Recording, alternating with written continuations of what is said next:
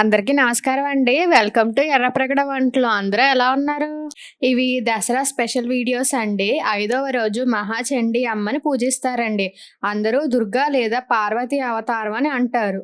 అమ్మని పూజించడం వలన మనకి ధైర్యం, బలం లభిస్తాయని నమ్మకం. అమ్మకి పులిహోరని నైవేద్యంగా పెట్టాలండి. నేను ఆల్రెడీ ముందు 4 రోజులు ఏ అమ్మని పూజిస్తారు, ఏం నైవేద్యాలు పెట్టాలి అని వీడియో చేశానండి. చూడకపోతే చూసేయండి. అలాగే కొత్త వాళ్ళు చూస్తున్నట్టయితే లైక్ చేసి, షేర్ చేసి, సబ్స్క్రైబ్ చేసుకోండి. అంతేకాకుండా వీడియో చివరి వరకు చూసేయండి. ముందుగా నిమ్మకాయ సైజ్ అంత చింతపండుని తీసుకుని వేడి నీళ్లు పోసుకుని ఒక 10 నిమిషాల పాటు నానబెట్టుకోండి.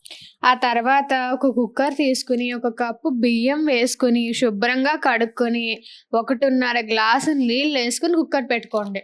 కుక్కర్ అయ్యి చల్లారాక ఒక బౌల్లోకి అన్నాన్ని ట్రాన్స్ఫర్ చేసేసుకుని చల్లారనివ్వండి.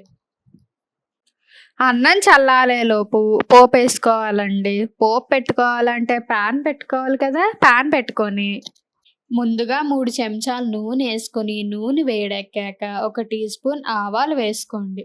ఆవాలు చిటపటమన్నాక ఒక టీ స్పూన్ జీలకర్ర, ఒక టీ స్పూన్ శనగపప్పు, ఒక టీ స్పూన్ మినపప్పు, 2 టేబుల్ స్పూన్ పల్లీలు వేసుకొని వేపుకోండి. ఇవి కొంచెం కలర్ మారుతున్నప్పుడు 3 ఎండుమిర్చీలు, 2 పచ్చిమిర్చి, కరివేపాకు, ఇంగువ వేసుకుని 1 నిమిషం పాటు వేపుకోండి. ఆ తర్వాత మనం ముందుగా నానబెట్టుకున్న చింతపండు గుజ్జు గుజ్జుగా చేసుకుని ఇందులో వేసుకోండి. అలాగే హాఫ్ టీ స్పూన్ పసుపు కూడా వేసుకోవాలి. ఒకసారి అంతా కలుపుకొని చింతపండు అనేది దగ్గర పడుతూ ఉండే వరకు 5 నిమిషాల పాటు మీడియం ఫ్లేమ్లో పెట్టుకొని కలుపుతూ ఉండండి. దగ్గర పడ్డాక ఈ విధంగా ఉంటుందండి. ఇప్పుడు ఒక టీ స్పూన్ సాల్ట్ వేసుకుని అంతా కలిపి అన్నంలో వేసేసుకోండి. ఇప్పుడు అన్నం మొత్తం కలిసేలాగా నేను చూపించిన విధంగా కలుపుకోవడమే.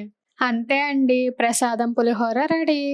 Every person should be fearless అన్నది నా ఒపీనియన్ అండి. అమ్మ ఎంత ధైర్యంగా రాక్షసుల్ని డిఫీట్ చేసిందో అలాగే మన లైఫ్లో ఉన్న ప్రాబ్లమ్స్ని కూడా ధైర్యంగా ఎదుర్కోవాలండి.